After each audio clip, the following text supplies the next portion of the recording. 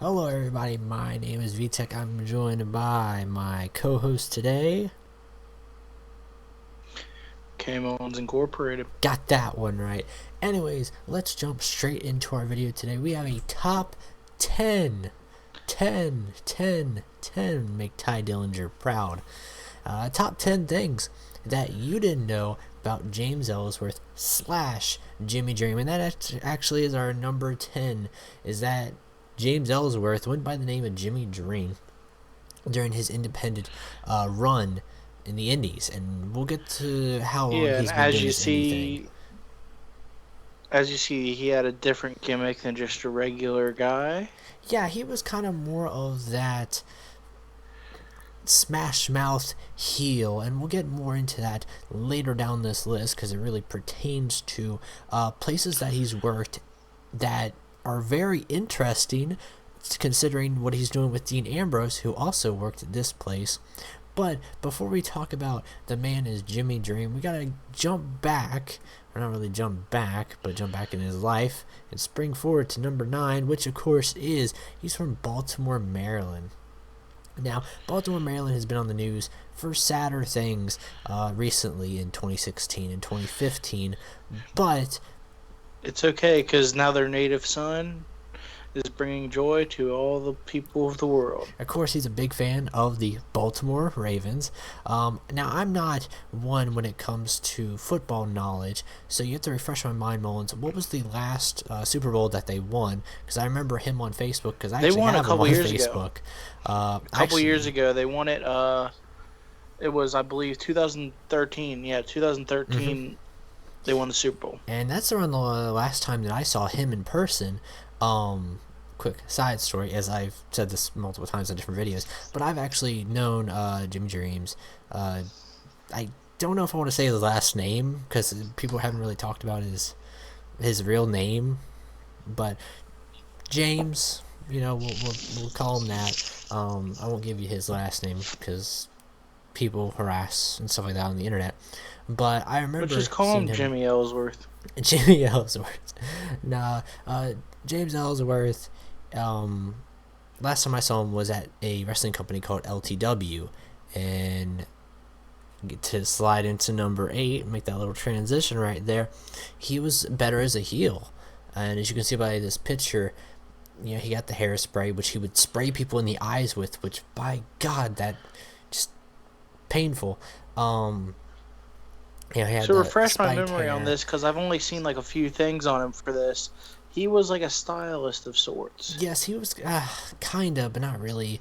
I mean, I'd say Smash Mouth stylist, He punk was just rocker, more not like really. he was But more like yeah, like he was more like a rock star yeah, ish. and it's funny because you see him play this really adorable babyface innocent heel on television, and I saw him in live on, live, not on TV, but live in my Live area, on in Virginia around there. iView.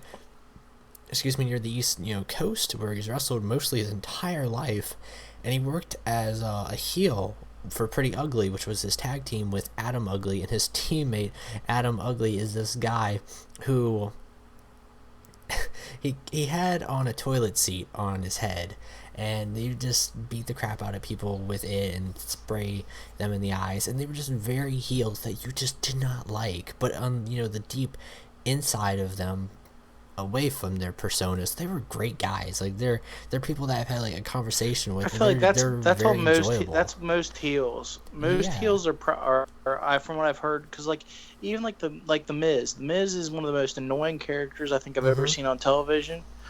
But like I've heard he's like the nicest guy And very out of sincere. character. Mm-hmm. And Yeah, like he's really cool. Anytime you mention anything to him about like anything you like of his, like he actually like will listen to you. mm-hmm.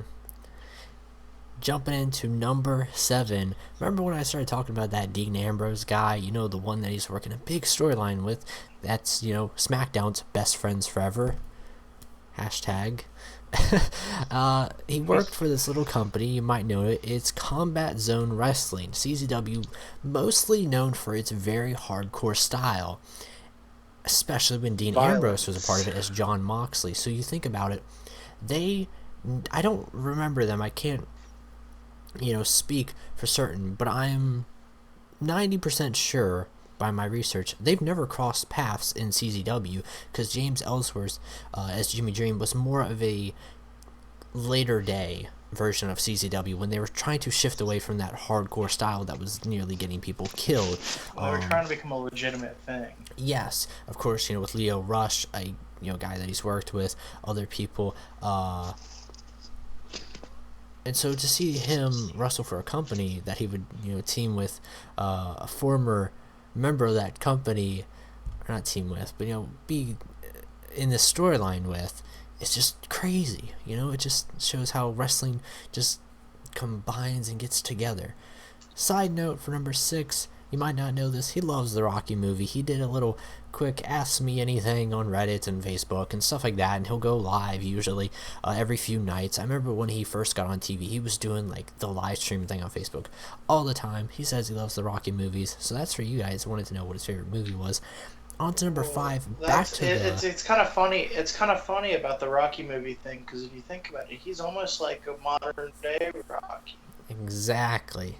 Climbing those stairs. The ultimate underdog. Exactly. On to number 5, onto the wrestling side of things. He was a Rosebud, and you might remember him as the guy with the hamburger shirt and stuff.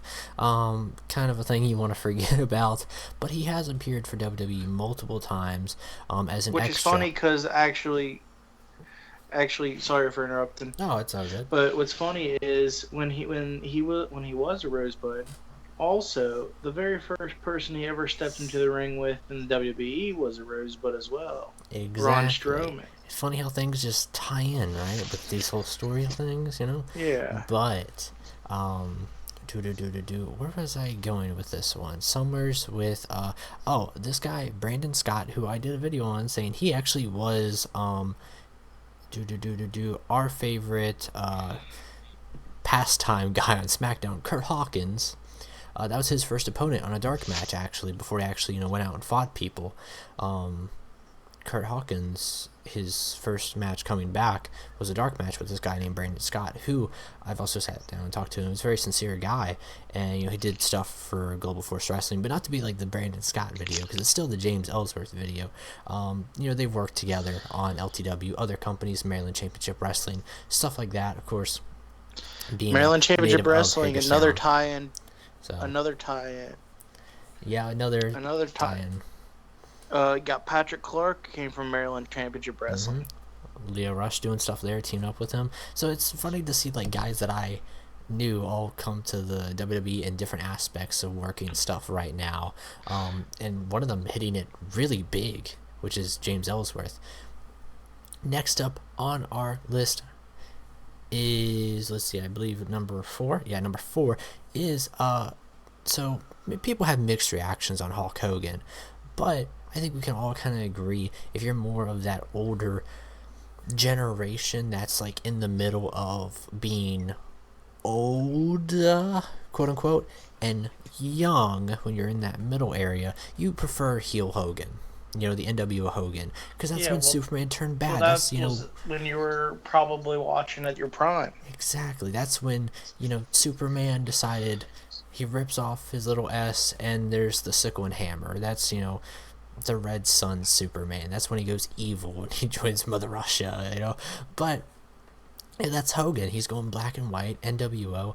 James Ellsworth loved that. He loved the heel Hogan. To see, it's kind of the opposite for James Ellsworth. He went from being the heel to the beloved, Just thought I'd tie that in right there. Alright, coming in at number 3, as we were talking, how long has he been wrestling for? 14 years. Goodness. That's incredible. It's crazy. And to see after 14 years finally make it to the WWE, and it really makes you wonder, like, with the WWE, how long is he going to stay around? I mean, this could be indefinitely. This could be his last stop. This could be his last stop. He could be, hitting it here for maybe at least another 3-6 months. And I'm pretty sure with everything, if he was to leave the WWE, he'd get a lot more phone calls from a lot of companies. Just putting that out there. Oh, indie companies, and his price has gone up tremendously. Stock market would go up. But I think the great part about him in general is coming from not really having much value in the wrestling industry, aside from one thing which we'll talk about is number one, he's very humble for that.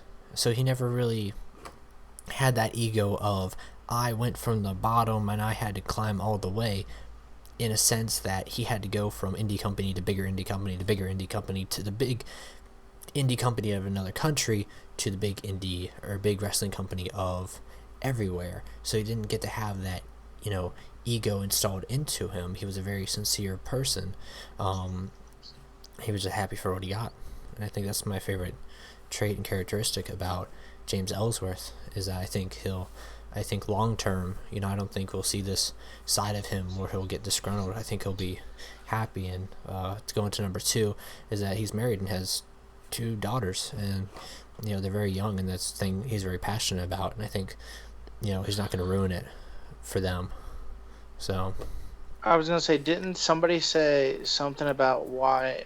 Didn't he he posted something? I thought you said on a Facebook where he was like, when you have to explain to your daughter why something happened. I think it was maybe with AJ. Oh yeah, why AJ wouldn't shake his hand. Yeah, yeah, yeah. It's almost like the Kevin Owens thing with his son. Beating up your son's favorite wrestler, which is John Cena, and then then your dad becomes Universal Champion. But on to number one.